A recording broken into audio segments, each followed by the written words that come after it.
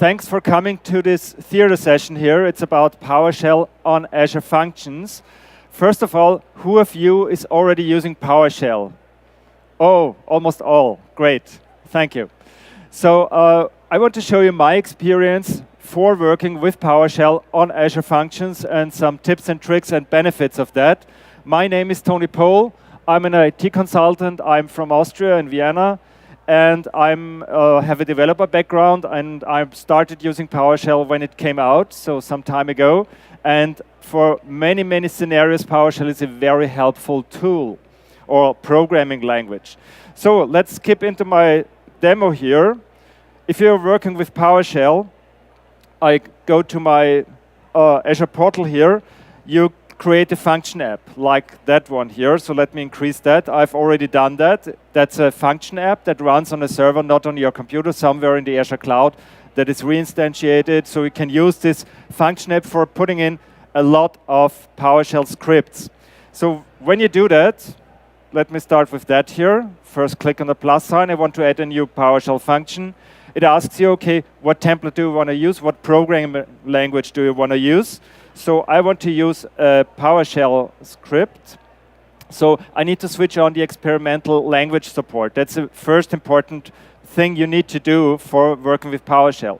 Then you decide, okay, what kind of trigger do I want to use for my PowerShell? Do I want to use an HTTP trigger, a scheduled time trigger, so that the PowerShell script runs all 5 minutes, for example, something like this?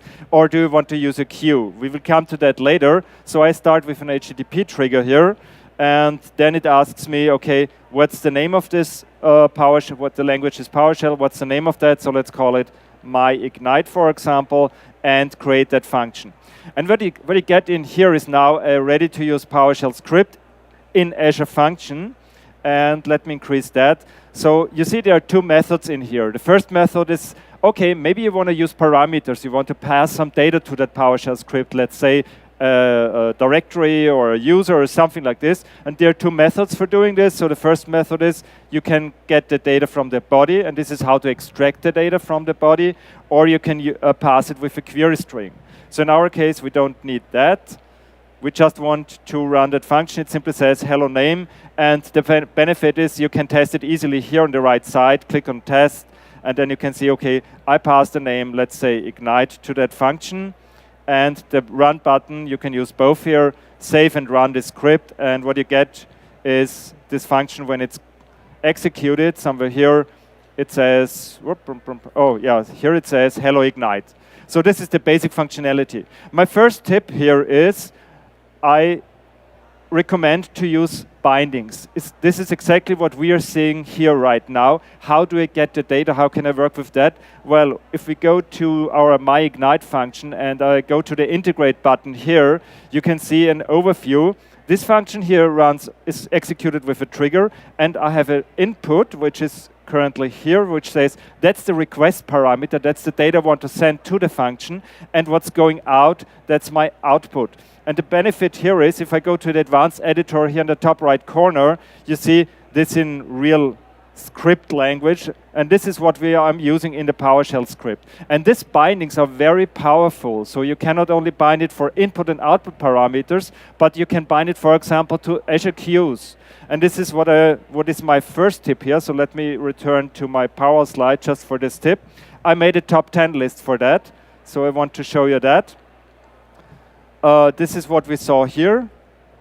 Now it comes up. So this is the function JSON file, and this is what comes in, and you see the name here. So I can access that data with the name I put in here, and you can see, okay, it's an, here with the request, it's an HTTP trigger, a post operation going to that PowerShell function, so I can get it with request.name of the parameter, and I also have an out binding here, which is that one that says, okay, and that thing that goes out of that function is called result. And as you can see in the sample here, there is another binding, and that's a huge benefit of PowerShell functions, because you can add it, for example, to a queue. You will see this in some minutes, how to pass data to other functions. So that's my tip number 10. I have a top 10 list. This is a very important one. I really want to point out that bindings are your friends. Okay, with that, let's go to the next tip. My tip number 9. Number 9 is use Visual Studio Code. Is anybody here already using Visual Studio Code? Oh, cool, so maybe 1/3 of the audience here. So if you're already using it, you know how to work with it, but if you're not using it, I really recommend it, and you will see in a minute why, because there are a lot of extensions for Visual Studio Code. So if you're using PowerShell ISE, try it out, and I want to show you how this works. I've already opened it here. So the first thing here, press the F1 button. Whoops, let's go up here. And then you can run any command. So for better readability, and for the guys of you who are still using PowerShell, change the color theme, for example, just to show you that. So we have various themes here. So let's go to PowerShell. Okay, now we have a little better readability of that code. The second thing in here, there's some extensions that make it really easy to work with PowerShell if you create a new function in here. So let's simply do that. Go in here, say, I call it my, no, take another name, let's call it Wednesday. Okay, so I created a directory in the wrong folder, so simply move it over here. I want to move it, yes. Okay, so now I create a new function, and the only thing I need to do, I create a file that's called run ps1, and I put my code in here. So write output, do something like hello ignite or something like this, and we use the get date for output. Okay, this is it. So I've installed the PowerShell extension. I simply can press F5 as I'm used to do. And you see, okay, this code here did run. You can see it below here, hello ignite. So this is the PowerShell extension you need to install once. You can get all the extensions that are installed on your machine by simply typing extensions, show the installed extensions. And what I really recommend to install, of course, the PowerShell extension. You can do it with F1 here as well. And to install the Azure Functions as well. What's the benefit of doing this here? Well, it's very easy to show here. So I simply can deploy it directly out of Visual Studio Code. So I press F1 again here and say deploy. And you can see if the extension is installed, Azure Functions deploy to function app. It asks me, okay, which directory? That one, PowerShell 1. And then it sees all the functions that are available in my Azure Functions. I already signed in before. So deploy to that one. And what happens now, it says, okay, shall I really deploy it? Yes, please do that. And you can see on the top bottom right corner, deploying to, and what's happening in here in Visual Studio, there's a zip file created. So I increased that a little bit. And now it's packaged and uploaded to the Azure function. So I don't need to go online, and I really recommend to use Visual Studio Code and the extensions for working with PowerShell on your computer. And once you're done, deploy it, and you're ready to go. So this takes usually something like a minute or so. We will see it if I refresh it here. In the meantime, I want to go to my tips number 8, which are here. So let me go back to the slide, and it's wonderfully animated. So if we're working with PowerShell in Azure Functions, be aware of, first of all, what we've seen when you create a new function, you have to make sure that you're using Azure Function version 1, which are currently in experimental mode, and it only supports PowerShell 4. So if you're using classes or so, you have to rewrite it. But I have a little star on that. We'll come back to that again in a moment. The second thing, there are 2 plans. There's a consumption plan, which means you just pay for the runtime of your functions, or you can use an app plan if you say, I have a function that is running all some seconds with 100,000 of requests per day or so. So you really need to decide from a cost factor which kind of model do I want to use. And if you're running in the consumption plan, which costs literally nothing, there's a maximum runtime of 5 minutes or 10 minutes maximum per function. So that's very important to know. There's a workaround for that. You can do durables functions, but not with PowerShell in version 1 currently. Okay, the third thing, use bindings. That's another important thing. You can use the bindings per function while you define the consumption plan and the maximum runtime on an application level for all the functions that are in that application. You can do it per function with the function JSON file. This is what we saw before. And my last tip here, use logging and use alerting with Azure, because it's very convenient to say, okay, I see the CPU is more than 80% or my function is running long. I will show that with live monitoring. And now back to my first point, to the star. If you're using PowerShell today, you have to use version 1 of the Azure Functions, as I mentioned, but there's version 2 of PowerShell available since Ignite. It was announced on Monday.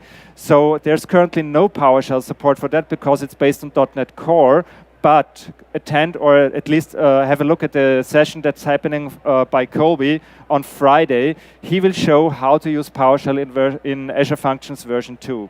So this is still to come, but that's really a recommendation. Check out this session if you're working with PowerShell on Azure Functions. If you want to change the runtime, the maximum runtime of your function, it's very easy. It's another JSON file. It's the host JSON file. You can go in here and say function timeout 10 minutes. That's the maximum in the consumption plan. Okay, with that, let's go to the next part. Secure your credentials.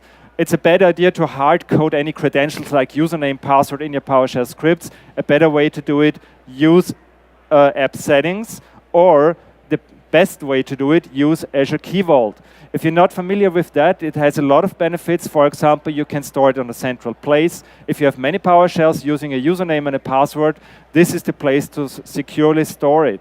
Another benefit, it supports certificates. So if you have an Azure website, for example, running, with your own HTTPS certificate, you can upload it into the Key Vault and update it on this one place. And then all the applications that are using that certificate can use that one central certificate. So that's also a very cool thing. How can you access it? Let me show you that. So let's go back to our functions here, to the function app, and refresh that. So I've just created the My Ignite folder here, that one. I did it from Visual Studio Code with the deploy. If we want to access app settings, hello name, simply do it with the environment parameter. So I think it's, whoops. I've already prepared it somewhere, so let's go to my hello world. I don't want to change it here, just want to show you how to do it. Or was it in the Monday? Oh, well, let me check out the Monday function. No. So use environment and then the name of these app settings. So that could be a username or a password. This is how to access it here. And just to show you, I've already added that application key to my function on the function level. So here, go to application settings. And if I scroll down a little bit, you can see here's my key called demo with the name of with the value of Ignite. So if I run that My Ignite here, I did do it online to save some time, not to deploy it again. And I run it. It should say hello Ignite, and yeah, here it is. You can see it here on the. So it says hello Ignite, because that second Ignite came from the demo value from my application setting. So it's very easy to use these application settings and work with that in your code. So my next tip is number 6.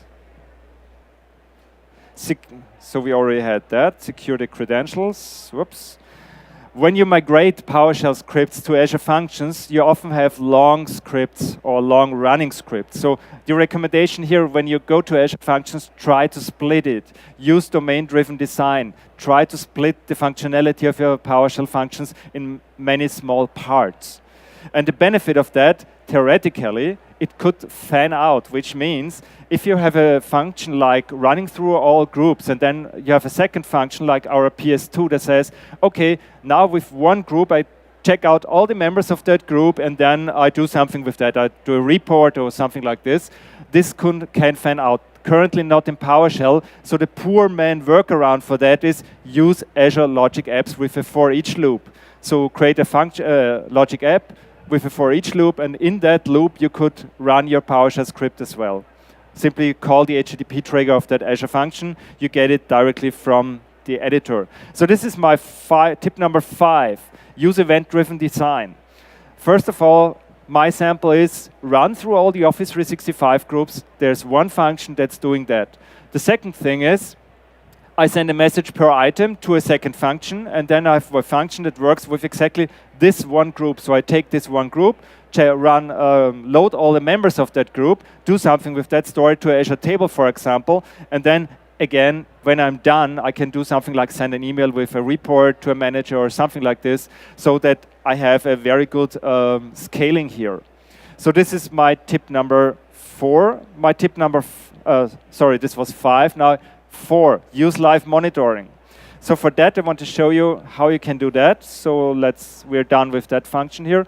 I have another function app, it's called Group Governance Toolkit, and there's one function I just want to show you the code very quickly, that is running through all the Office 365 unified groups. And since this takes a moment to open, let me do the following. So first duplicate this wonderful tab here and do the same here. Go to Function Apps, go to My Governance. Takes a moment to load here. And I want to run this run guest script. I can go to Integrate and I can go to Monitor, sorry. I go to Monitor.